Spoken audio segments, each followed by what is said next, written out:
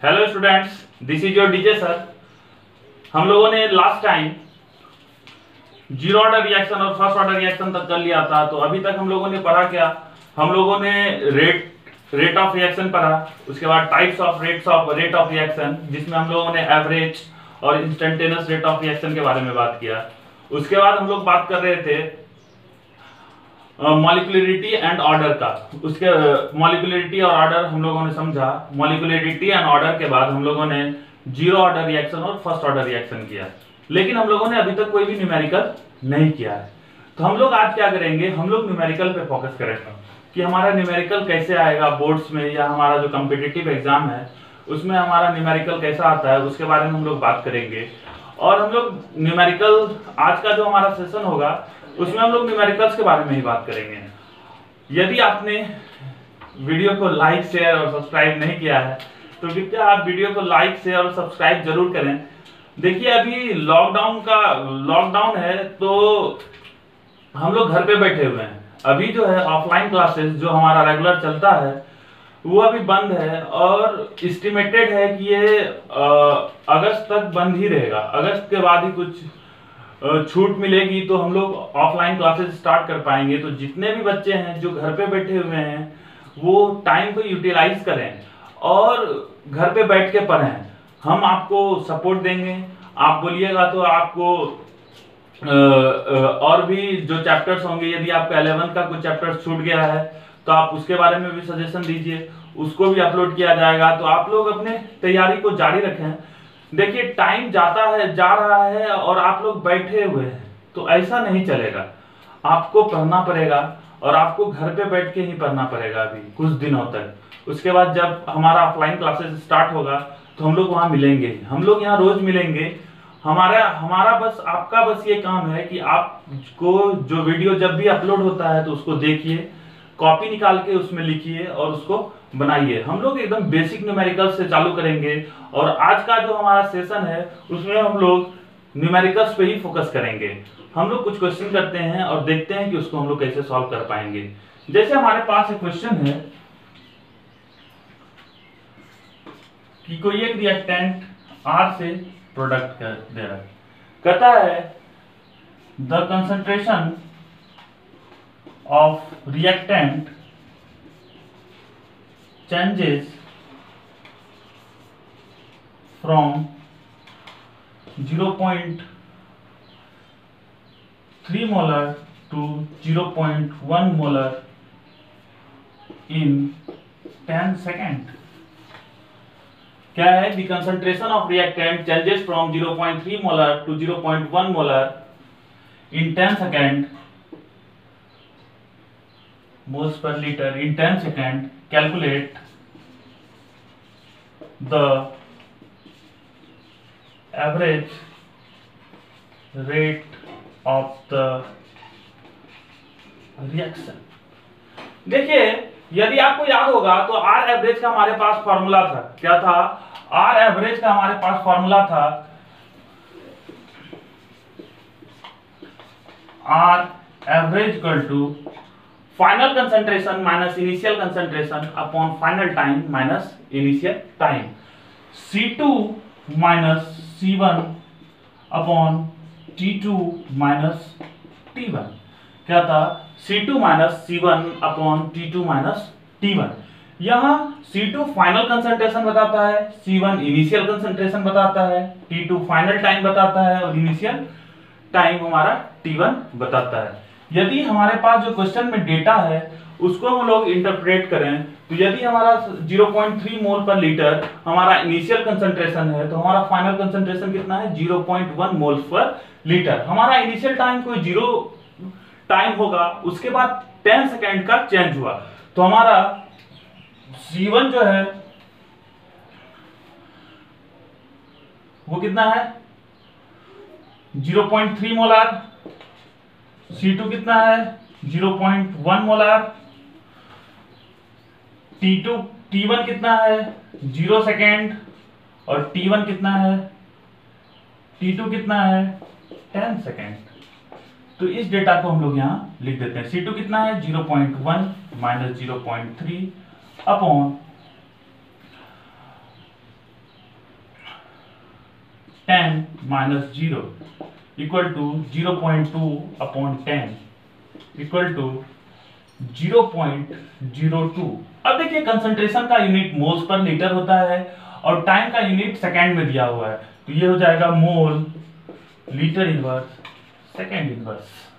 क्या इसमें कोई दिक्कत है? हमारे पास इनिशियल कंसंट्रेशन क्वेश्चन में दिया हुआ था, फाइनल कंसंट्रेशन दिया हुआ था, इनिशियल टाइम दिया हुआ था और फाइनल टाइम दिया हुआ था, और हमको एवरेज रेट निकालना था, और हम लोग एवरेज का फॉर्मूला जानते हैं C2 minus C1 upon T2 minus T1। यहाँ देखिए इस वैल्यू को देखें तो यहाँ एक माइनस लगेगा, क्या लगेगा? माइनस।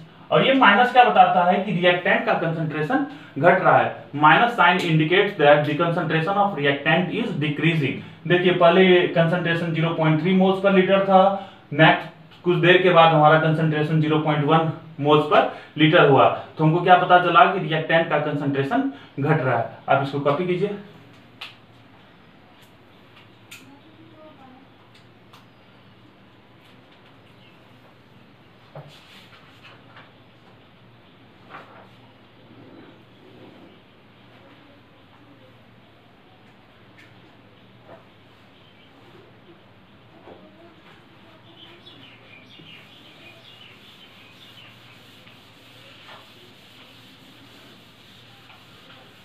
अब हम लोग नेक्स्ट क्वेश्चन के बारे में बात कर रहे हैं, तो हमारा नेक्स्ट क्वेश्चन है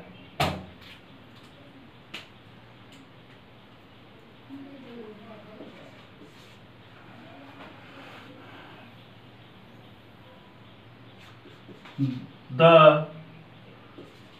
concentration of NO sorry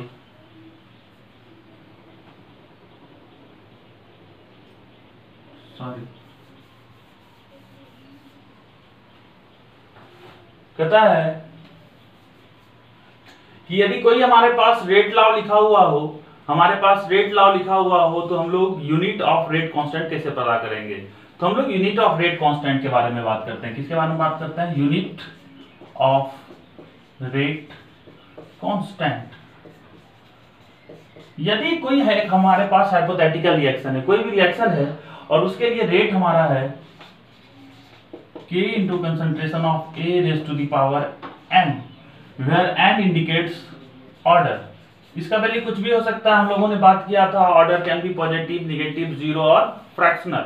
हमारा जो है ऑर्डर कुछ भी हो सकता है, जीरो भी हो सकता है, पॉजिटिव भी हो सकता है, नेगेटिव भी हो सकता है, बट ये इनफाइनाइट नहीं हो सकता। तो हम लोग इससे कैसे पता करेंगे कि हमारा जो रेट कांस्टेंट है उसका यूनिट क्या होगा जबकि हमारा ऑर्डर कुछ भी होगा? तो हम लोग जनरलाइज्ड वे में रेट कांस्टेंट का यूनिट निकाल लेंगे और उसके बाद उसमें वैल्यू ऑर्डर का डाल के हम लोग डिफरेंट ऑर्डर के रिएक्शन के लिए रेट कांस्टेंट का यूनिट निकालेंगे। देखिए यदि हम लोग यहाँ बात करें तो रेट का यूनिट होता है मोल लीटर इनवर्स सेकेंड इनवर्स। क्या होता है? मोल लीटर इनवर्स सेकेंड इनवर्स। यहाँ के का हमको निकालना है और कंसंट्रेशन का यूनिट होता है मोल्स पर लीटर। हम लोग किसके लिए? लिक्विड सॉल्यूशन के लिए बात कर रहे हैं, तो हमारा जो है कंसंट्रेशन का यूनिट हम लोग यहाँ मोल पर लीटर लेंगे। तो क्या हो जाएगा? Mole litre inverse raise to the power n। यहां से यदि हम लोग k निकालें तो वो क्या हो जाएगा? k इक्वल टू, ये नीचे आ जाएगा तो क्या हो जाएगा? Mole litre inverse second inverse upon mole litre inverse पे पावर n। अब देखिए ये जो मोल लीटर इनवर्स है इस पे पावर 1 हम लोग मान सकते हैं। तो देखिए यहाँ दोनों का बेस सेम है तो पावर को हम लोग सब्सट्रैक्ट कर सकते हैं। यदि डिवीजन हो तो हम लोग क्या लिख सकते हैं? Mole litre inverse raise to the power 1 minus n into second inverse. क्या लिख सकते हैं? Second inverse. तो हम इससे पता कर सकते हैं for the different value of n we can calculate the order of the reaction. हम लोग बात करते हैं फॉर जीरो ऑर्डर रिएक्शन।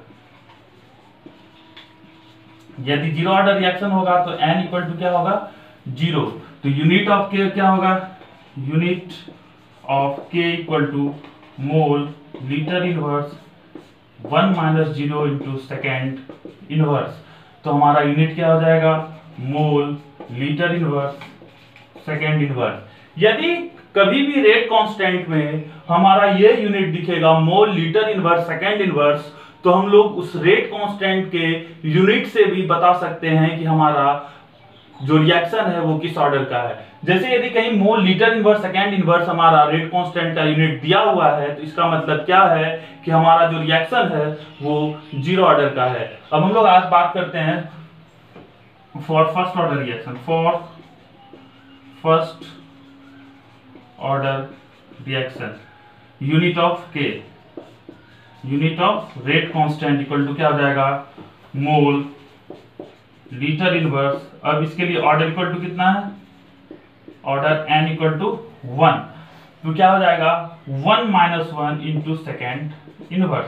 देखिए 1 माइनस 1 क्या हो जाएगा 0, something raise to the power 0 1 होता है, तो ये क्या हो जाएगा सेकेंड इनवर्स। मतलब जब भी हमारा रिएक्शन फर्स्ट ऑर्डर रिएक्शन होगा, मतलब हमारा रिएक्शन फर्स्ट ऑर्डर को फॉलो कर रहा होगा, तो हमारा जो रेट कांस्टेंट होगा उसका यूनिट जो होगा वो क्या होगा, सेकेंड इनवर्स होगा। अब हम लोग फॉर सेकेंड ऑर्डर रिएक्शन के बारे में बात करते हैं। For second order reaction order equal to क्या हो जाएगा 2 हो जाएगा, तो यूनिट ऑफ के क्या हो जाएगा, unit of rate constant equal to mole litre inverse raise to the power 1 minus 2 into second inverse. अब 2 माइनस 1 तो क्या हो जाएगा mole inverse litre second inverse. तो हमारा हम लोग डिफरेंट वैल्यू ऑफ एन डाल के हम लोग डिफरेंट ऑर्डर के रिएक्शन का यूनिट, डिफरेंट रेट कांस्टेंट के यूनिट को हम लोग निकाल सकते हैं। और रेट कांस्टेंट का यदि यूनिट हमको पता है तो हम लोग बता सकते हैं कि वो रिएक्शन कौन से ऑर्डर को फॉलो कर रहा है। आप इसको कॉपी कीजिए, फिर इस पे हम लोग कुछ क्वेश्चन करते हैं।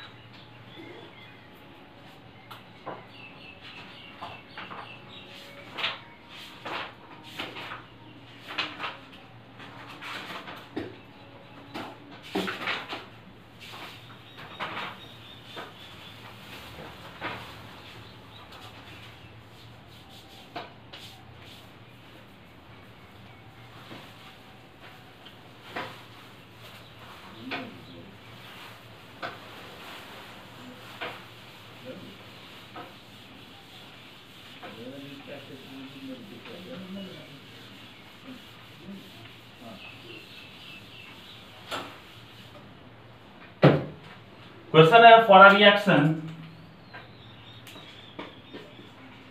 Reaction A to B, it follows first order kinetics। क्या it follows first order kinetics कहता है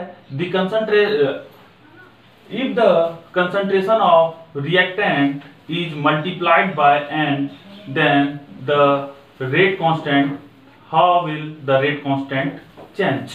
हम लोग के पास क्या है, क्या बोलता है, ये फर्स्ट ऑर्डर काइनेटिक्स को फॉलो कर रहा है और हमारा रेट लॉ जो दिया हुआ है, रेट इक्वल टू है k into concentration of a raise to the power 1।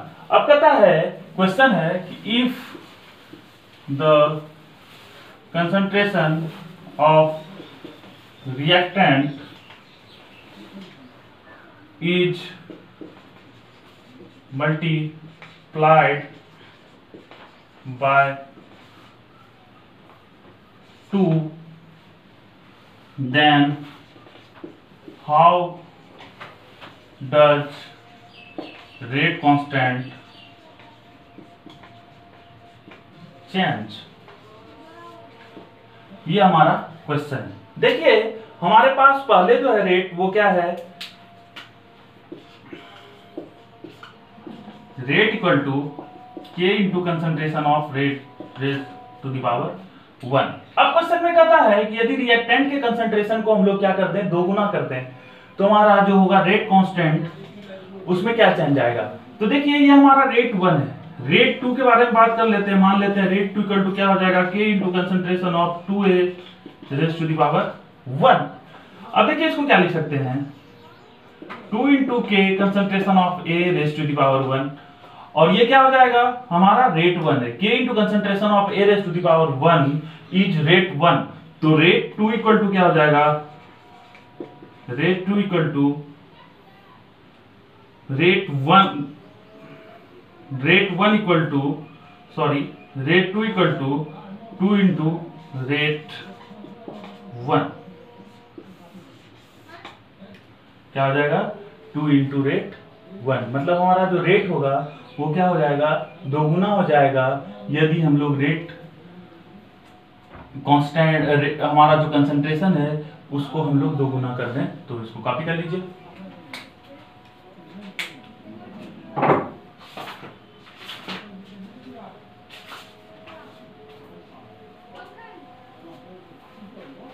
आपने कॉपी कर लिया। यदि आपने इस वीडियो को लाइक शेयर और सब्सक्राइब नहीं किया है तो आप इस वीडियो को लाइक कीजिए, शेयर कीजिए, सब्सक्राइब कीजिए। जो भी आपके दोस्त मित्र हैं उनको बताइए कि केमिस्ट्री का क्लासेस चल रहा है, वो इसको यूटिलाइज करेगा। कृपया आप जरूर इन वीडियो को लाइक कीजिए, शेयर कीजिए और सब्सक्राइब कीजिए। आप इसको कॉपी कर लिए। हम लोग अब बात करते हैं एक नए क्वेश्चन के बारे में, नए टाइप ऑफ क्वेश्चन के बारे में। देखिए, हम लोगों ने बात किया था कि order of a reaction is determined experimentally. क्या कोई भी जो हमारा कोई भी जो रिएक्शन होगा उसका ऑर्डर हमेशा हम लोग कैसे निकालते हैं, एक्सपेरिमेंटली निकालते हैं।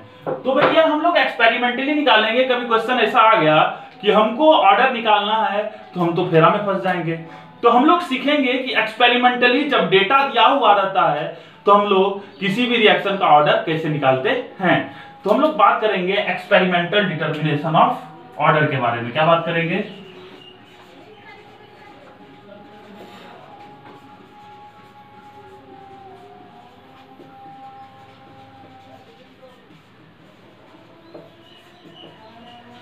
हम लोग डायरेक्ट क्वेश्चन से बात करते हैं।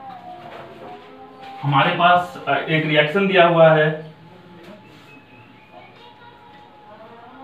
2A plus B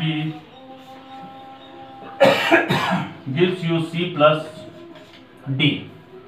कहता है calculate the rate order of the reaction. क्या कहता है, calculate the order of the reaction by the following data।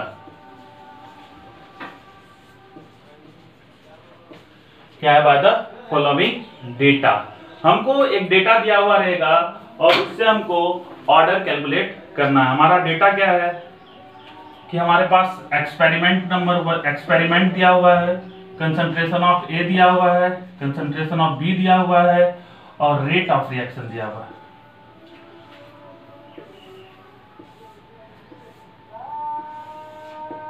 Experiment number 1, experiment number 2, experiment number 3 and experiment number 4। हमारे पास ऐसे ही क्वेश्चन में एक्सपेरिमेंट दिए हुए रहेंगे और हमको क्या निकालना है, ऑर्डर निकालना है। एक्सपेरिमेंट में ए का कंसंट्रेशन पहले 0.1 दिया हुआ है, फिर 0.3 दिया हुआ है, फिर 0.3 दिया हुआ है और 0.4 दिया हुआ है। यहाँ भी 0.1 दिया हुआ है, 0.2 दिया हुआ है, 0.4 दिया हुआ है और 0.1 दिया हुआ है।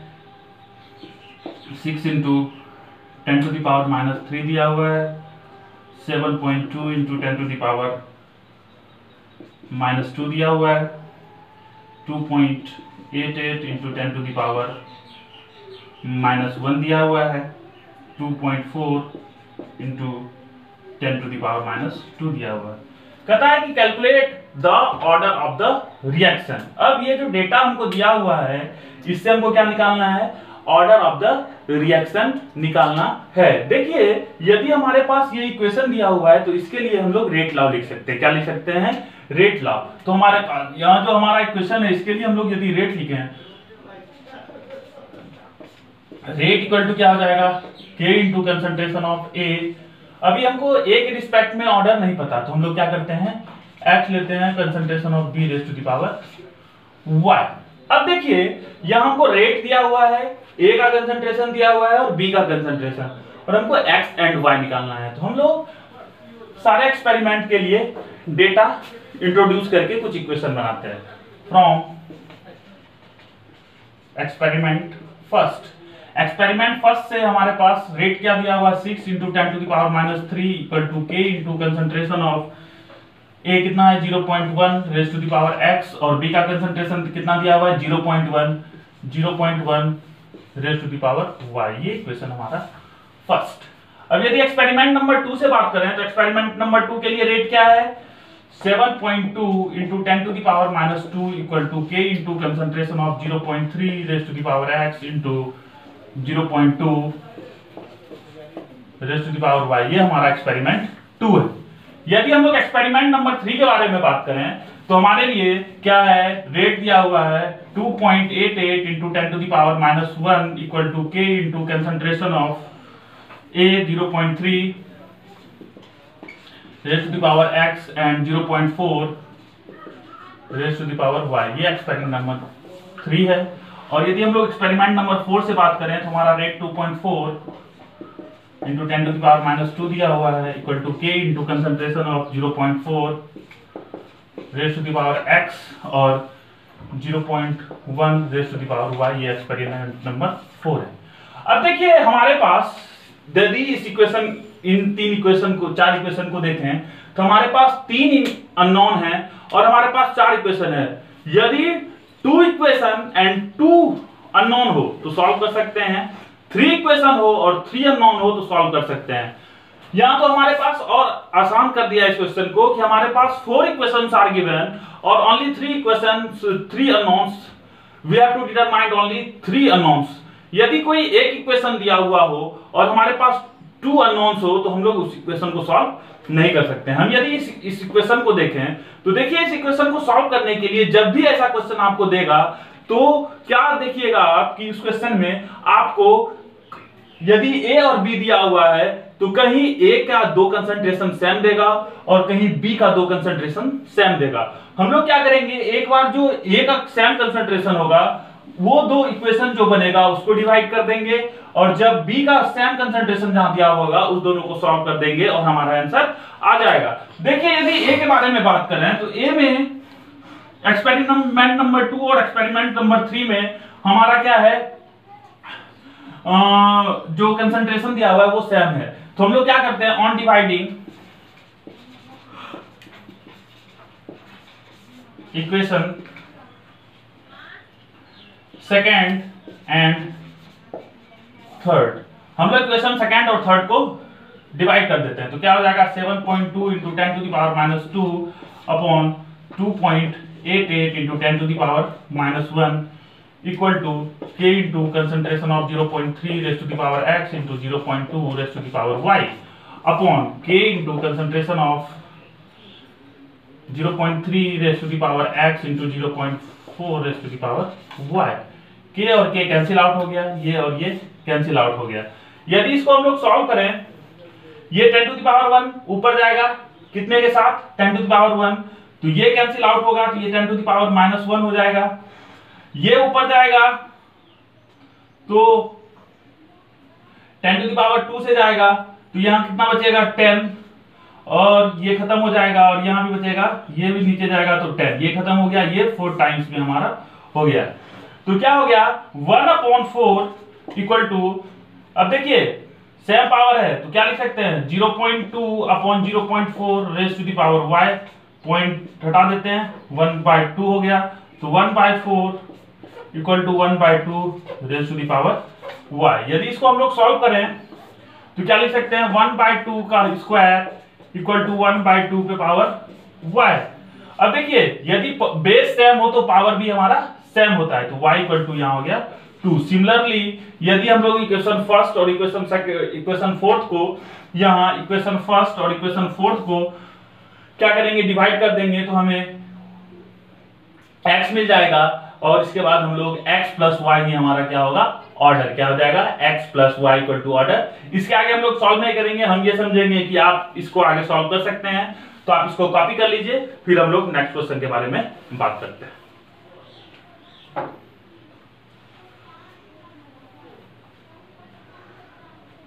कॉपी हो गया होगा, वीडियो पॉज करके भी कॉपी कर सकते हैं आप।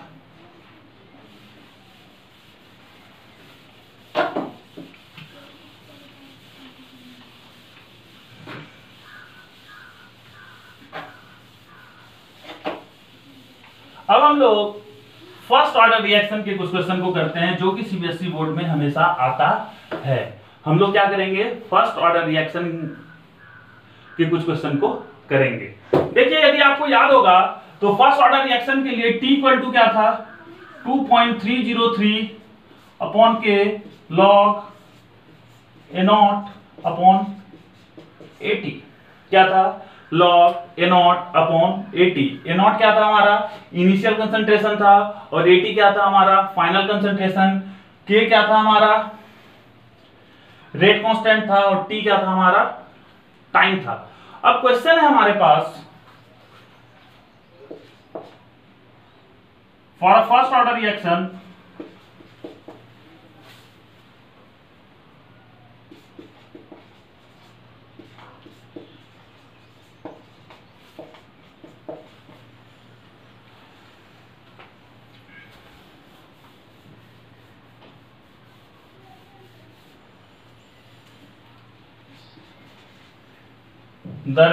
the time required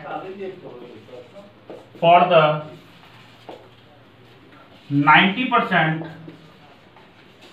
completion of the reaction is 20 minutes. Then calculate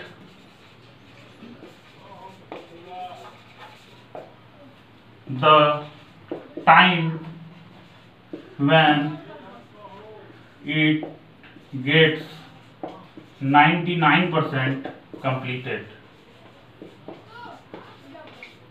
कहता है कि हमारे पास एक फर्स्ट ऑर्डर रिएक्शन है और उसमें 90% खत्म होने के लिए उस रिएक्शन को हमारे पास जो टाइम लग रहा है वो 20 मिनट है। तो हम बताइए कि हमारा जो रिएक्शन है वो जब 99% खत्म हो जाएगा तो उसके लिए हमारे पास कितना टाइम लगेगा। तो देखिए हमारे पास कंसंट्रेशन नहीं दिया हुआ है तो हम लोग क्या करेंगे, हम लोग इनिशियल कंसंट्रेशन को A0 मान लेते हैं और हमारा जो फाइनल कंसंट्रेशन होगा वो जो हमारा परसेंटेज दिया हुआ है उसके हिसाब से निकाल लेंगे। तो हम लोग क्या कर देते हैं कि let A0 equal to x, हमारा x है इनिशियल कंसंट्रेशन, तो फाइनल कंसंट्रेशन क्या हो जाएगा कि हमारा A 90% खत्म हो गया। क्या हो गया है इनिशियल कंसंट्रेशन जो 90% खत्म हुआ, तो क्या होगा x minus 90 into 90 into x upon 100। x कितना खत्म हुआ 90%, तो यहां से हम लोग देखते हैं, यहां से ये हम लोग कैलकुलेट कर लेते हैं तो क्या हो गया x माइनस 9x बाई 10, तो क्या हो गया हमारे पास x अपॉन 10। तो हमारा इनिशियल कंसंट्रेशन जो है वो A0 x हो गया और फाइनल कंसंट्रेशन हमारा क्या होता था 80। तो हम लोग इस फॉर्मूले में इसको रखते हैं तो t हमारे पास क्या होगा t इक्वल टू 2.303 अपॉन के log A0 x upon x upon 10। x और x कैंसिल हो गया, हमारे पास t जो है वो कितना दिया हुआ क्वेश्चन में 20, तो 20 इक्वल टू क्या हो जाएगा 2.303 अपॉन के log 10। आप याद रखिएगा log x to the base x हमेशा 1 होता है। यहां जो हमारा log है इसका बेस 10 और इसका 10, तो ये वैल्यू कितना होगा 1, तो log 10 का वैल्यू 1 हो गया। तो यहां से k कितना हो गया 2.303 अपॉन 20, क्या हो गया 2.303 अपॉन 20। अब कहता है कि जब रिएक्शन 99% कंप्लीट हो, क्या हो जब हमारा रिएक्शन 99% कंप्लीट हो जाएगा तो उसके लिए हमारे पास टाइम कितना लगेगा। तो हम लोग अब क्या करते हैं, हम लोग अब नेक्स्ट स्टेप में अब हमारा 80 जो है वो क्या होगा a माइनस a का 99 अपॉन 100। यहां a का वैल्यू कितना लिए थे x माइनस x का 99% खत्म हो गया, तो ये हो गया x अपॉन 100। हमारे पास t इक्वल टू होता है 2.303 303 अपॉन के क्या है 2.303 अपॉन 20 log x अपॉन 100। ये तो कैंसिल आउट हो गया, ये कैंसिल आउट हो गया, तो हमारे पास क्या है 20 log 100। log 100 को हम लोग लिख सकते हैं, हम जानते हैं log x raise to the power m हो तो m log x क्या आता है m log x। तो यहां से 20 log 10 स्क्वायर तो क्या हो गया 40 मिनट। आप इसको कॉपी कर लीजिए, आप इसको कॉपी कर लीजिए, फिर हम लोग आगे बात करते हैं। आज हम लोग यहीं तक बात करते हैं, गर्मी बहुत है। हम लोग यही सेशन का पार्ट 2 भी डालेंगे जिसमें और अच्छे अच्छे क्वेश्चन, अभी हम लोग एलिमेंट्री क्वेश्चन कर रहे थे, हम लोग इसका जो नेक्स्ट पार्ट होगा इसमें और अच्छे अच्छे क्वेश्चन को करेंगे। कल से हमारे पास हम लोग ऑर्गेनिक केमिस्ट्री स्टार्ट करेंगे, तो आप लोग ध्यान से ऑर्गेनिक केमिस्ट्री देखिएगा। हम लोग ऑफलाइन क्लासेस में भी ऑर्गेनिक स्टार्ट नहीं कर पाए थे क्लास 12 में, तो आप लोग को उसको ध्यान से देखना है, पढ़ना है। यदि आपने इस वीडियो को लाइक शेयर और सब्सक्राइब नहीं किया है तो कृपया करके लाइक शेयर और सब्सक्राइब करें। जो भी आपके दोस्त जो भी हैं उनको बताइए कि क्लासेस चल रहा है और उसका वो लाभ उठा सकते हैं। आज के लिए यहाँ इतना ही, धन्यवाद, थैंक यू।